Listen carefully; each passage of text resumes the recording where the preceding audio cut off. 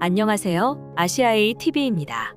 2년 동안 전 세계를 패닉 상태로 몰아넣었던 코로나19가 대대적 전환점을 앞두고 있습니다. 백신 접종률이 올라감에 따라 정부는 최근 위드 코로나로의 전환을 선언했습니다. 아시아에이의 다시 일상으로는 코로나19 이전 일상의 삶으로 돌아가자는 취지로 기획했으며 그간 변화가 심했던 사회, 문화, 경제 분야에 대해 진단하고 예상해보는 시리즈입니다.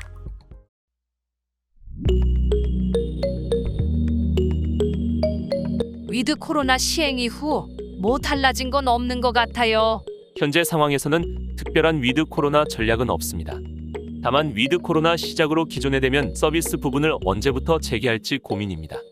최근 높아진 물가 상승률과 금융 불균형 문제가 커지면서 위드 코로나 시작과 함께 우리나라는 제로금리 시대가 막을 내릴 것으로 보입니다. 지난달 열렸던 금융통화위원회에서는 최소 3명 이상의 위원이 11월 기준금리 추가 인상 필요성을 내세운 바 있습니다. 이에 따라 한국은행이 오는 25일 금융통화위원회에서 기준금리를 1.00%로 올릴 것이란 의견이 우세합니다. 이런 가운데 최근 유럽에서는 확진자가 수만 명씩 증가하자 위드 코로나를 다시 종식한다는 소식이 들리고 있습니다.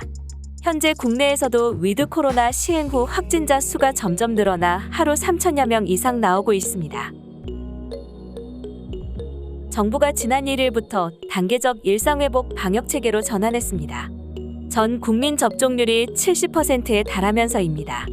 금융업계 관계자는 정부 시책은 위드 코로나 시대로 간다고 하지만 확진자 수가 줄지 않는다면 혁신적 정책이나 공격적 영업을 하기에는 부담이 될 것이라며 혹여나 지점에서 확진자라도 나오면 영업점을 폐쇄해야 하기 때문에 현재로서는 보수적으로 접근할 수밖에 없을 것 같다고 말했습니다. 금융업계의 변화는 코로나 이전부터 이미 진행 중이었으며 코로나 이후 가속화되고 있습니다. 금융권 오프라인 영업점은 코로나 이전부터 생산성이 떨어지고 있습니다. 이에 각 업계 영업지점은 통폐합으로 생산성을 향상시킴과 동시에 챗봇 도입 등 비대면 영업으로 돌리고 있는 상황입니다. 현재 금융권 오프라인 영업점은 금융 특성상 꼭 대면을 통한 서면 동의가 필요한 업무를 위해서만 운영하고 있는 실정입니다. 보험회사에 근무하는 설계사 A씨는 올해 금융소비자보호법 시행으로 소비자권익은 보호된다고 하지만 코로나19 이후 대면 영업 금융상품 가입은 더 힘들어졌다며 금융감독원은 탁상행정만 하지 말고 비대면 활성화를 위해서 무조건적인 서면 동의 절차는 조금씩 줄여야 한다고 말했습니다. 한편 문재인 대통령은 지난 21일 2021 국민과의 대화에서 끝까지 단계적 일상회복을 잘 진행해 완전한 일상회복을 이루고 끝까지 국정을 마무리하는 데 최선을 다하겠다고 말했습니다.